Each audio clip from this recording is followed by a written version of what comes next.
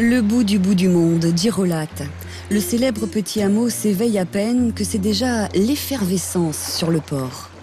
Les restaurateurs déchargent les marchandises hebdomadaires venues expressément de Porto. Mélanie, t'as qu'à prendre des petits fly. Toi, tu peux prendre ça? Sur le ponton d'à côté, c'est une toute autre activité qui se prépare, ou plutôt un défi.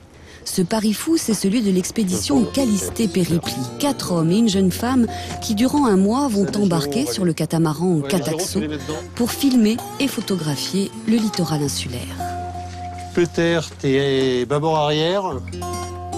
Donc pareil, affaire perso, et puis toujours pour le reste. On est parti, vas-y. À l'origine de ce projet, Jean-Marie Céité, architecte et urbaniste de profession, mais surtout amoureux de son île et de la mer. L'objectif de la mission, c'est de faire un état des lieux de la Corse, vue de la mer. Donc l'idée, c'était vraiment de pouvoir faire tout ce tour de la Corse et d'en faire un état des lieux exhaustif pour les générations futures, comme ces vieilles cartes postales qui sont faites un jour et qu'on peut comparer à des cartes postales plus récentes. Donc on est aujourd'hui en 2010, c'est l'état des lieux 2010, et j'espère qu'en 2050 ou en 2100, il y a des gens qui referont des images et qui pourront les comparer. Et le fait que nos images soient toutes géoréférencées, qu'on connaisse ces axes optiques avec beaucoup de précision, va permettre de faire cette comparaison entre ces images.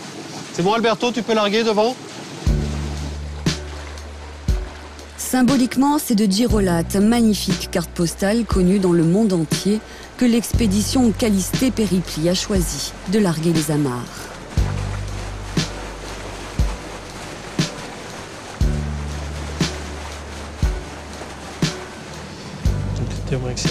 Peter, le responsable technique, Alberto, le photographe, et Antonin, le stagiaire caméraman, mettent en place le matériel audiovisuel.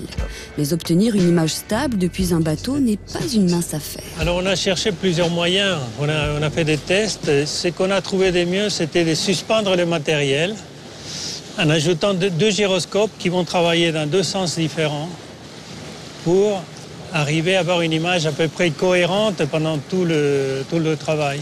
L'intérêt du gyroscope, c'est un stabilisateur, donc ce sont deux petites hélices qui tournent dans des sens opposés, qui créent une inertie.